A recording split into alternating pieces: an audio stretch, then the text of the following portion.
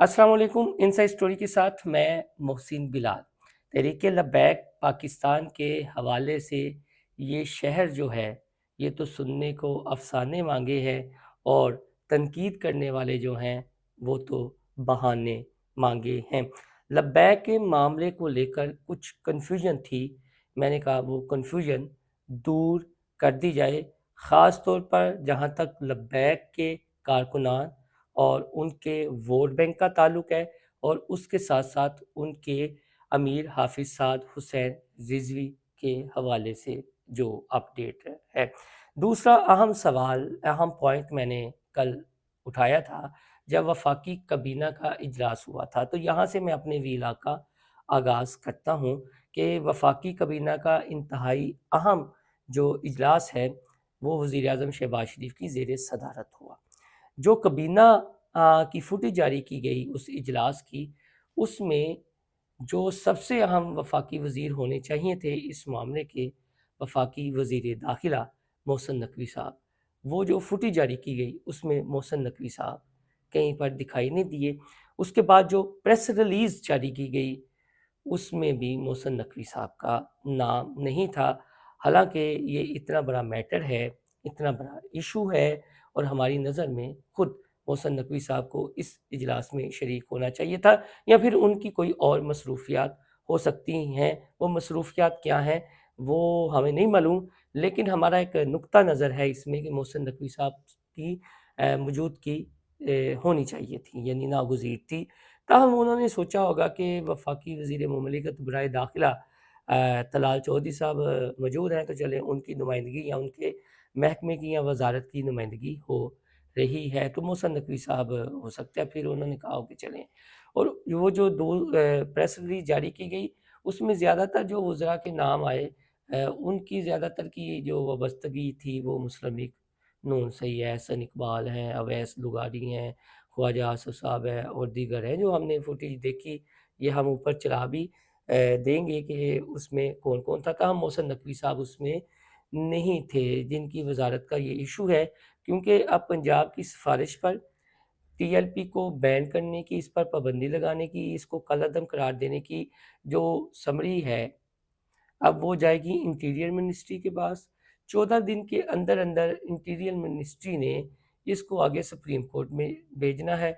उसके बाद supreme court ने जो अग्रीव्ड पार्टी है, यानी टीएलपी है, उसको सुनना है, और अगर इनके खिलाफ फैसला आता है तो फिर इलेक्शन कमीशन में जाएँगे और ये जमात जो है तहरीक लब्बैक पाकिस्तान बैन हो जाएगी। लेकिन यहाँ पर सबसे अहम सवाल जो लोग मिस कर रहे हैं, ख़ास तौर पर टीएलपी के कारकुनान भी और दीगर भी, और इस डॉट को मिलाना भी चाहिए, यानी ये डॉट मिस है। वो ये है कि आखिरकार इंसदादे दहशतगर्दी एक्ट के तहत ही क्यों ये समरी इंटीरियर मिनिस्ट्री को भिजवाई गई है। जो इलेक्शन कमीशन की 17 का सेशन है 2, उसके तहत क्यों नहीं? तो मैंने बहुत सोचा, तो मुझे एक बात समझ में आई। आप भी इसकी तहकीक कर लीजिएगा। हो सकता है आपको भी जो डॉट मिस है, उसकी समझ आ जाए कि आखिर इंसदाद दहशतगर्दी की शिक के तहत ही क्यों इलेक्शन कमीशन की किसी शिक के तहत भी किया जा सकता था। इश्यू ये है कि जो माज़ी की जमातों की एएनपी थी, नैब थी, ये बन गए, वो बन गए, चेहरों से फिर आगे, वो नए रूप से आगे। जी बिल्कुल, वो नए रूप से आगे। वो उनके जो कायदीन थे, वो फिर नई जमातों के सरबराह बन गए, इसमें कोई शक भी नहीं है। खान अब्दुल वली खान की मिसालें दी जाती हैं और दीगर की मिसालें दी जाती हैं। लेकिन उनके ऊपर जो चार्जेज़ थे, वो एंटी टेररिज़्म एक्ट के नहीं थे। यानी दहशतगर्दी वाले चार्जेस उन पर नहीं थे। उनको अगर पाबंदी लगाई गई थी तो वो फिर इलेक्शन कमीशन या जो भी मामला था उस वक़्त, तो उनको ये फेस सेविंग थी, उनको ये फेस सेविंग थी। अब लफ्ज़ तहरीके लब्बैक पाकिस्तान, यानी इस नाम से या बदल के, एक तो ये फेस सेविंग मेरे ख़्याल में नहीं होगी। अब सुनने वाले पता नहीं इसको बुरा मानते हैं या सच्चा मानते हैं, दिलों में तो है, हर जगह नारा भी लगता है, लेकिन जो एक कवानीन है किसी रियासत के, उसके मुताबिक।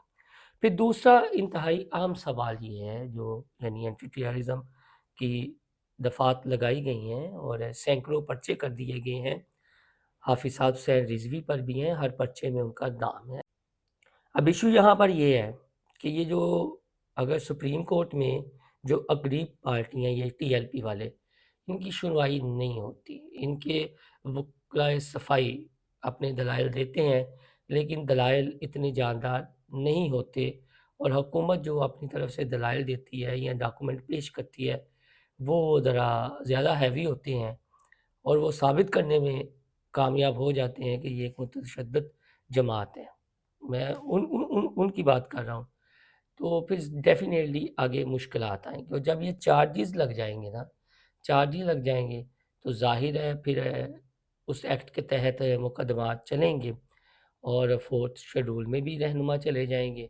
جس طرح آپ یہ دیکھیں کہ حافظ سعید صاحب جو ان کی ملی مسلم لیگ ہے، اس سے حافظ سعید صاحب خطاب نہیں کرتے، غور کیجئے گا، اس سے حافظ سعید صاحب خطاب نہیں کرتے۔ عمران خان صاحب جیل میں ہیں تو عمران خان صاحب پارٹی رہنماؤں سے تو بات چیت کرتے ہیں لیکن پبلکلی یا باہر آئیں گے یا اندر ہے خطاب یا اب کیا اس سے حافظ سعد حسین رضوی اور جو چہرے نظر آتے ہیں مجلس شورا سے جن پر یہ ٹیررزم ایکٹ کی چارجز ہیں، تو وہ چہرے تو پھر ان کا پتہ صاف ہو جائے گا۔ بات سمجھیں آپ میری، ان کا پتہ صاف ہو جائے گا، یعنی جسے ہم عام سیاست میں ایک لفظ استعمال ہوتا ہے minus, minus Altaf, minus Imran Khan, minus Nawaz Sharif, minus فلاں فلاں فلاں، تو اس سے یہ ہوگا کہ مائنس حافظ سعد رضوی اور جو ان کے اوپر ہیں ساتھ ہیں ارد گرد ہیں وہ مائنس جماعت سے نئے روپ سے جماعت آ بھی جائے گی، ان کا ووٹ بینک بھی انٹیکٹ ہوگا، لیکن جب تک وہ خود کو بے گناہ ثابت نہیں کر لیں گے جو ان پر دفعات لگی ہیں تب تک تو وہ پبلکلی پھر خطاب نہیں کر پائیں گے، رنگ میں بھی نہیں نظر آ سکتے۔ اگر قانون کے تحت ایسا ہوا تو پھر جو نئی جماعت بنے گی یا تنظیم بنے گی پھر اس کو اسی پروسیس سے گزارا جائے گا، پھر پابندی۔ تو میرا ایک نقطہ اس میں یہ ہے کہ کیوں یعنی وہ جو پریس ریلیز جاری کی گئی اور جب ان کو بریف کیا گیا وزیر اعظم کو اور وفاقی کابینہ کو پنجاب حکومت کے اعلیٰ حکام کی جانب سے، تو پھر کیوں یعنی اس میں ٹیررزم ایکٹ کی دفعات جو ہیں وہ لاگو کی گئیں، اس کے پیچھے مقصد مجھے تو یہ نظر آیا ہے کہ میں پتہ تو نہیں کہوں گا کہ حافظ سعد رضوی اور دیگر شورا کے جو معتبر افراد ہیں ان کا، لیکن یہ ہے کہ پھر وہ مائنس ہوں گے، نئے طریقے سے تو آپ آ سکتے ہیں، نئے طریقے سے ووٹ بینک ہے نا، اتنا لاکھوں کروڑوں کا ووٹ بینک جانا کہاں پہ ہے، تو وہ آ سکتے ہیں، لیکن یہ چہرے جو ہے وہ مستقبل میں بھاگ دوڑ سنبھالتے ہوئے یعنی ان کے سٹیجز پر نظر آتے ہوئے دکھائی نہیں دے رہے، یہ ایک ہے۔ باقی آپ اپنا فیڈ بیک ضرور دیجیے گا، لیکن میں نے کچھ ڈاٹ ملانے کی کوشش کی ہے، ذرا اس پر بھی غور کیجیے گا۔ اللہ حافظ۔